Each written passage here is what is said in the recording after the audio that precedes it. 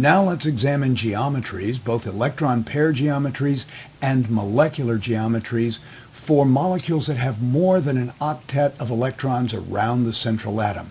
So this is phosphorus pentachloride. 5 electrons in the valence shell for phosphorus plus 7 times 5 electrons in the valence shell for each of the 5 chlorines, which gives us 40 electrons total in the molecule phosphorus pentachloride. And the first thing that we notice in the Lewis structure that we draw for phosphorus pentachloride is that there are no non-bonding electrons. That tells us right away that if there are no non-bonding electrons on phosphorus, the central atom, that the electron pair geometry and the molecular geometry will be the same. The next thing we want to do is we want to count the things around the central atom. And remember that the things around the central atom are the electron pairs. And it doesn't matter whether they're non-bonding pairs or whether there are bonding pairs of electrons. We just count the total number of electron pairs. So we have 1, 2, 3, 4, 5 electron pairs around the central atom. So that's 5 things around the central atom. And since we have 5 things around the central atom, we've broken the octet rule. We have more than an octet around the central atom.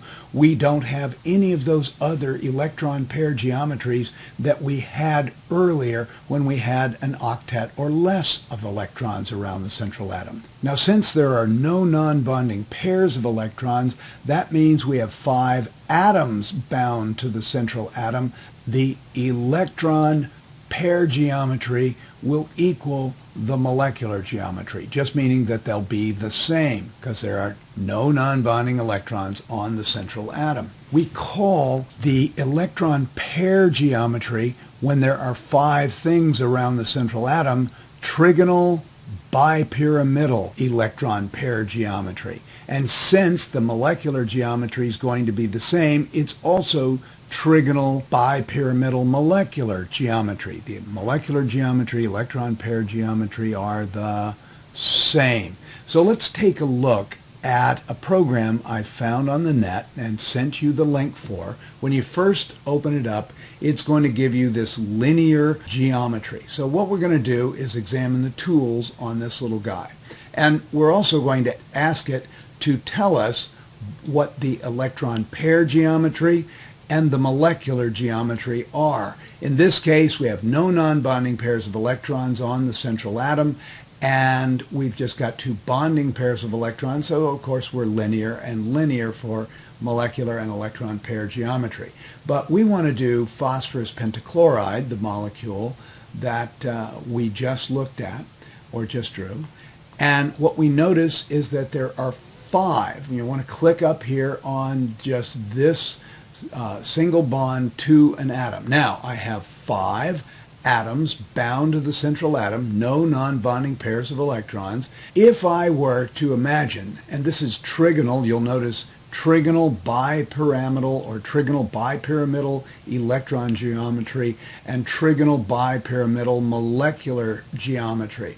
If I were to imagine that there were a plane between these 2 atoms and the tip right here, and the tip right here, and these 2 atoms, and then on the other side, you could have a little 3-sided pyramid or a trigonal pyramid on the top side of the molecule. Now, if I rotate the molecule upside down, and there really is no upside down versus right side up, I could do the same thing with the opposite side. I could make another little 3-sided pyramid. So it's bipyramidal, and if I turn it this way, you see that it is trigonal. So we call that trigonal bipyramidal.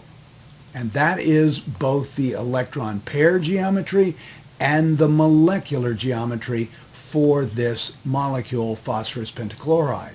Now, what are the bond angles when you have trigonal bipyramidal electron pair geometry?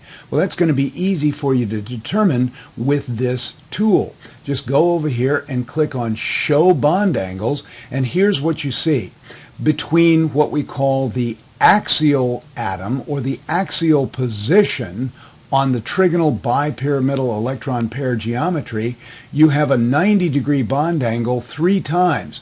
because these are what we call the equatorial positions. So we have the equatorial positions around the central atom, and we have the axial positions on the central atom. So you can just think of this as something like Earth rotating around its axis. I know that's looking a little bit odd, but that's what you have. You have the equator of the trigonal bipyramidal electron pair geometry, and then you have the axis of rotation on the trigonal bipyramidal electron pair geometry. Now, if you just look at axial to equatorial position, you see a 90-degree bond angle, but if you turn it so that all you see are the equatorial atoms or equatorial angles, those are all 120 degrees. So for trigonal bipyramidal electron pair geometry, you have two bond angles. That's 90 and 120.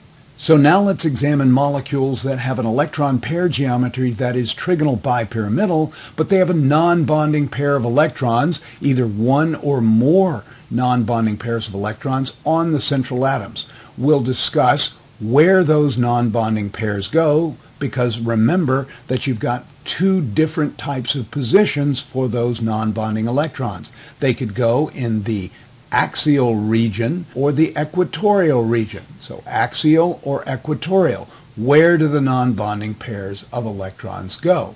So now let's examine where non-bonding pairs of electrons go when you have an electron pair geometry that is trigonal bipyramidal.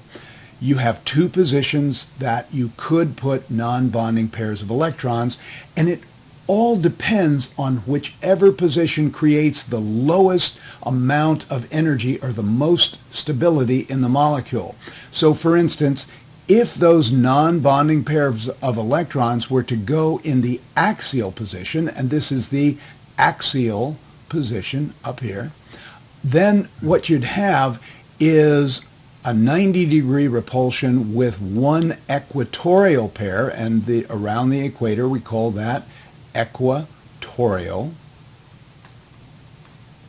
And then you'd have another 90-degree repulsion with another equatorial pair of electrons, and you'd have a third 90-degree repulsion with an equatorial pair of electrons. So that's three 90-degree repulsions with equatorial pairs of electrons if the non-bonding pair is in the axial position. Now let's see what happens if we put the non-bonding pairs of electrons in an equatorial position. If we put them in an equatorial position, there'll be a 90-degree repulsion with one of the axials and another 90-degree repulsion with another pair of electrons also in the axial position. Well, two 90-degree repulsions between a non-bonding pair of electrons. And I want you to remember something about non-bonding electrons. They take up more space, and if they take up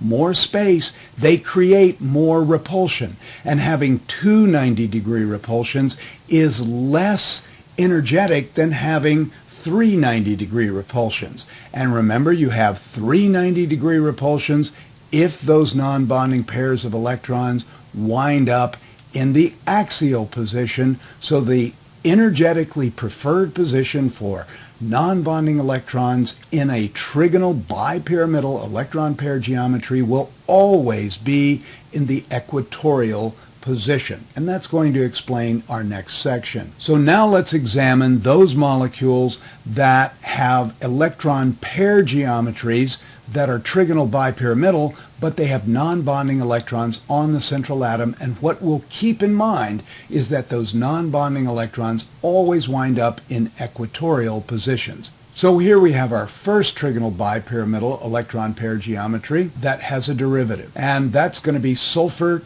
tetrafluoride. Sulfur has 6 valence electrons, fluorine has 7 times 4, that's 34 valence electrons. Here's the Lewis structure for sulfur tetrafluoride. We count the things around the central atom. We've got 1, 2, 3, 4, 5 things around the central atom. That means our electron pair geometry is trigonal bipyramidal. but we have a non-bonding pair of electrons. Those go on the equatorial region, and that gives us a molecular geometry that looks like a seesaw, so we call it seesaw. Just like this, just from the playground.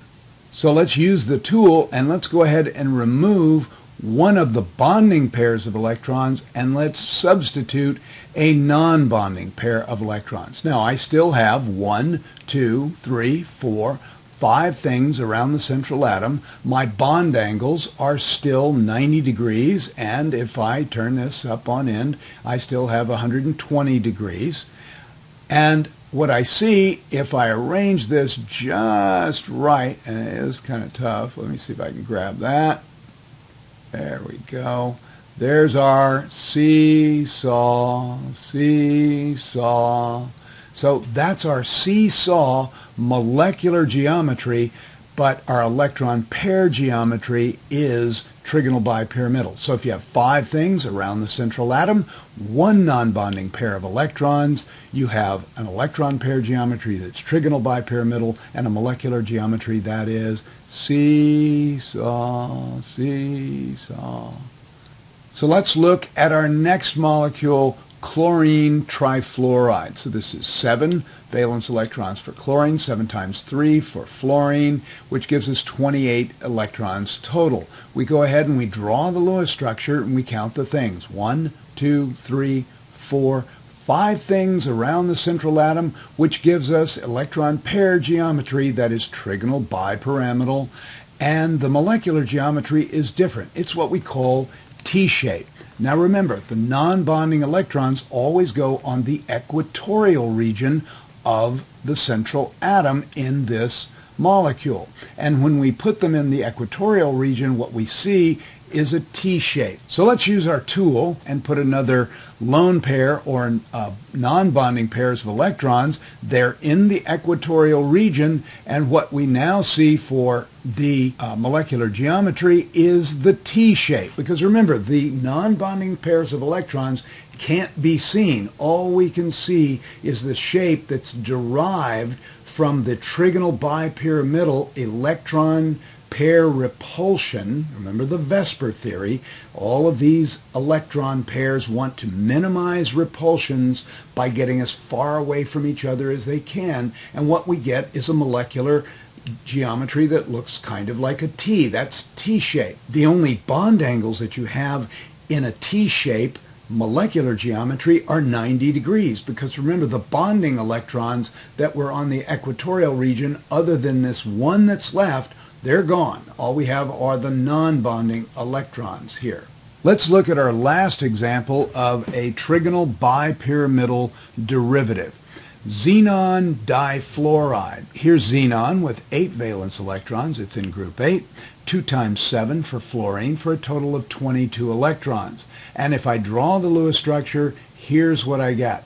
I look at the central atom xenon, I count the things, 1, 2, 3, 4, 5 things, so it is electron pair geometry, trigonal bipyramidal, because I have 5 things, and remember we count all the bonding and non-bonding electron pairs as things. And then the molecular geometry, however, is linear. So why is the molecular geometry linear? Because once again, the non-bonding pair of electrons goes in the equatorial region. So with our tool here, we're going to go ahead, we'll get rid of one more bonding pair of electrons, and we'll add a third non-bonding pair of electrons. And let me tell you something else about non-bonding pairs of electrons. Remember, they take up more space. I think you can see this represented in this particular model. And because the non-bonding electrons take up more space, it is absolutely forbidden to have non-bonding electrons at 90-degree angles to each other.